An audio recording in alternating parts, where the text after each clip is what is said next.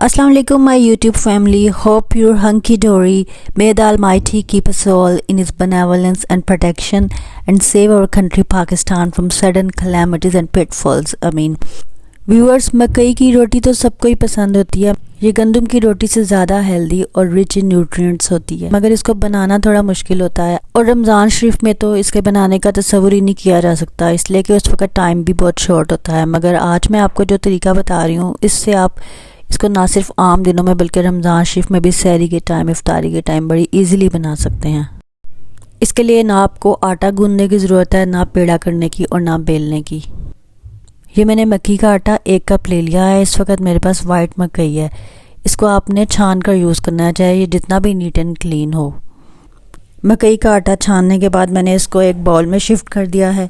इसके बाद इसमें आप थोड़ा सा सॉल्ट ऐड कर दीजिए फॉर टेस्ट. अगर आपको नहीं पसंद तो मत ऐड कीजिए.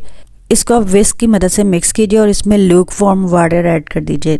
नीम गर्म पानी ही मकई के आटे में यूज़ होता है. इसमें पानी ऐड करके इसको आपने जस्ट इसका थिक सा बैटर बनाना है. बहुत ज़्यादा थिक भी ना हो और बहुत थिन भी ना हो, नॉर्मल हो. मैं आपको दिखाती हूँ ऐसा. मैं आपको एक स्पून की मदद से दिखाती हूँ. इस तरह का बैटर आपने बना लेना है बस इसका.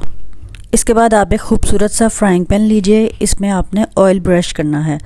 जब ऑयल गर्म हो जाए तो आपने इसमें ये बैटर ऐड कर देना है. इसको आपने लो मीडियम फ्लेम पर कुक करना है, ज़्यादा हाई फ्लेम पर नहीं करना, अदरवाइज़ ये बाहर से पक जाएगा और अंदर से कच्चा रह जाएगा. इस तरह बैटर डालने के बाद इसको आप खूबसूरती से स्प्रेड कर लीजिए, क्योंकि खूबसूरती भी खाने में एक अहम रोल अदा करती है. हमारी नज़र पहले खाने को देखती है और फिर ही हम खाना खाते हैं, तो हमारा खाना देखने में भी प्रेजेंटेबल लगना चाहिए.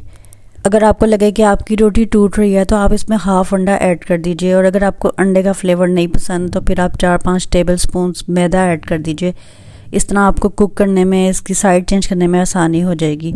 ऐसे भी पक जाएगी, मगर ऐसे आपको ज़रा केयरफुल होकर पकाना पड़ेगा. जब ये फ्राइंग पैन को ऐसे छोड़ दे और मूव करने लगे तो समझ जाइए कि ये नीचे से कुक हो गई है. अब आप इसके ऊपर थोड़ा सा मज़ीद ऑयल डालिए और इसकी साइड चेंज कीजिए. अब ये खूबसूरत सी गोल्डन हो चुकी है, देखें. इसके बाद आप इस पर फिर ऑयल डालिए. आपको पता है कि मकई की रोटी ज़्यादा ऑयल लेती है. इस पर ऑयल डाल कर एक बार फिर इसकी साइड चेंज कर दीजिए. बस अब ये रेडी है. इसको आप डिश आउट कीजिए. और अगर आपके पास सरसों का साग है तो इस पर आप रख दीजिए, क्योंकि इसका अच्छा कॉम्बिनेशन तो सरसों के साग के साथ ही बनता है. और इस पर बटर का एक स्लाइस भी रख दीजिए.